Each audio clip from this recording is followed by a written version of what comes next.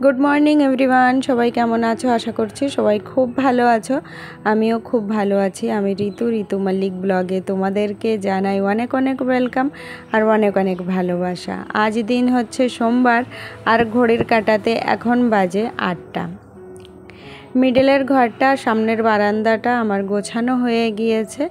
तारपर रान्नाघरटाके झाड़ दिए एई जे चले एसेछि उठानटा झाड़ दिते। तो आमार उठान बोलते पेछनेर उठानटाई आमी झाड़ दी। तो एखाने এই যে झाड़ दिएছি আর এই উঠানটা মানে একটু চেঞ্জ করার ইচ্ছা আছে, মানে এর লুকটা পুরো চেঞ্জ করার ইচ্ছা আছে। কিন্তু কি বলতো ওই যারা এই কাজগুলো করে তাদেরকে এখন পাওয়া যাচ্ছে না, এখন পাটের সময় তো সবাই যার যার কাজে ব্যস্ত আছে। তো আমি এই উঠানটাকে খুব সুন্দর বানাতে চাইছি কিন্তু বানাতে পারছি না। ভেবেছিলাম বাপের বাড়ির থেকে এসে এই কাজটা শুরু করে দেব আর তোমাদের সাথে শেয়ার করব। এমনিতে আমার এই পেছন যে উঠানটা আছে এটা আমার খুবই ফেভারিট একটা জায়গা, চারি সাইডে সবুজ সবুজ আমার খুব ভালো লাগে। আর মনে মনে ভেবেছি যে এই যে উঁচু নিচু যত জায়গা আছে এই সমস্ত জায়গাটাকে সমান করে দেব আর সুন্দর করে একটু সাজিয়ে গুছিয়ে নেব, দেখতে কিন্তু ভীষণই ভালো লাগবে। যাই হোক, যখন কপালে থাকবে তখন হবে, আমি ইচ্ছা করলেও আর তাড়াতাড়ি কিচ্ছু হবে না।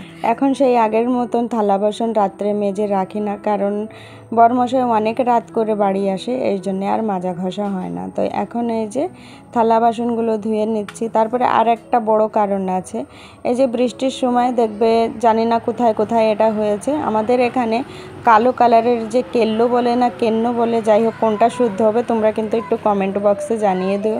তো ওই জিনিসের খুব তাণ্ডব হয়েছে ঘরের বাইরে খুব বেশি। তারপর আমার ঘর যেহেতু চারি সাইড দিয়ে খোলা আছে, নিচ থেকে এত মানে ওই পোকার আসা যাওয়া হয়, অনেক সময় পায়ের নিচে পড়ে যায়, মানে গা তখনই গিনগিন করে ওঠে। আর আমার তো এত ঘৃণা, বারে বারে গিয়ে সার্ফ দিয়ে পা ধুতে হয়, এত বিচ্ছিরি লাগে কি আর বলবো। এই জন্যে এই যে এই ঝুড়িটাও আমি চেয়ারের উপরে দিয়ে রেখে তারপরে থালা বাসন ধুয়ে ওখানেই আমি মানে থালা বাসনগুলো ওর মধ্যে রেখেছি।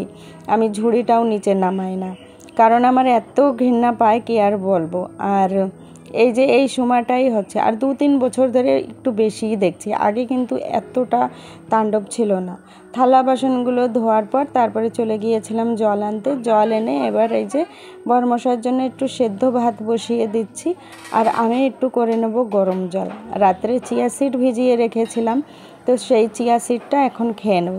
যবে থেকে বাপের বাড়ি থেকে এসেছি মানে একটু চেষ্টা করছি যে নিয়মে চলবো, তার মধ্যেও অনেক সময় বেনিয়ম হয়ে যায়। বাড়িতে এমন কিছু রান্না হয় যেটা না খেলেও মানে কেমন যেন লাগে। তো যাই হোক, এখানে যে চিয়া সিডের মধ্যে গরম জল দিয়ে এখন খেয়ে নেব। আর এখন আমি দুধ চা বা এমনি চা চিনি দিয়ে চা খাচ্ছি না, ওই গুড় জাল দিয়ে গুড়ের মধ্যে আদা হোক বা গোলমরিচ হোক ওটা দিয়েই খাচ্ছি। তো আজকে ইচ্ছা আছে এই গরম জলটা খাওয়ার পর একটু ওটসের রুটি করে নেব। এমনি ওটস নর্মালি রান্না করে খেতে আমার একদমই ভালো লাগে না, কিন্তু ওই রুটি বানিয়ে খেলে যাই হোক একটু খাওয়া যায়। তো এখন আমার চিয়া সিডের সাথে গরম জল খাওয়া হয়ে গিয়েছে। এখন চলো এই ওটসের রুটি বানানোর জন্য একটু আটা মেখে নেব।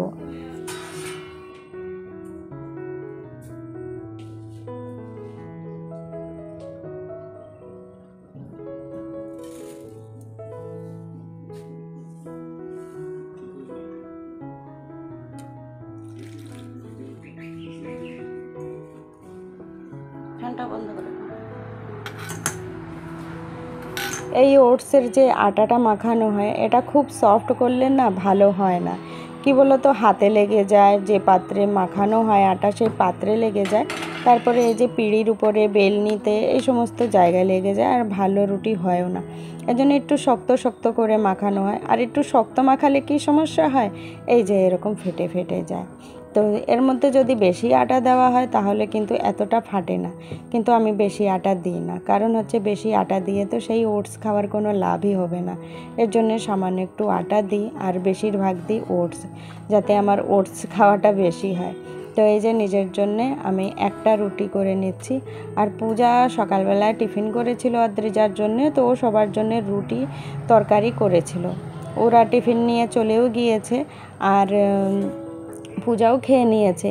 আর আমাকে একটু তরকারি দিয়েছে, দেখলে তোমরা হাসবে। এই দেখো, এইটুকু তরকারিই ছিল, আসলে ও টিফিনের জন্য করেছিল, ওদেরকে দিয়ে যেটুকু বেঁচেছিল ও এইটুকু নিয়েছিল, আমাকেও এইটুকু দিয়েছে। তো ওইদিকে রুটি তরকারি রেডি করে এখন এই যে গুড়ের চা করে নিচ্ছি। আর এইদিকে যে ভাতটা বসিয়েছিলাম এটাও প্রায় হয়ে এসেছে।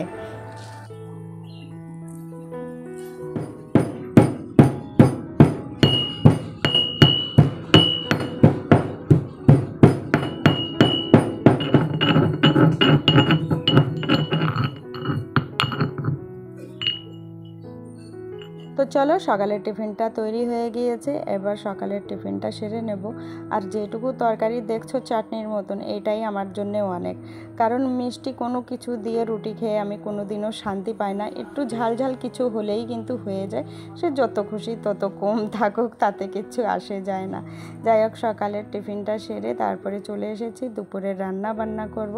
তো আজকে রান্না করব এই যে শাপলা, এটাকে শাপলাও বলে, অনেকে নাল বলে। ছোটোবেলা থেকে মা বাবার মুখে আমি নাল শুনে এসেছিলাম, কিন্তু এই যে শ্বশুরবাড়ি এসে এখানে সবাই দেখি বলে শাপলা।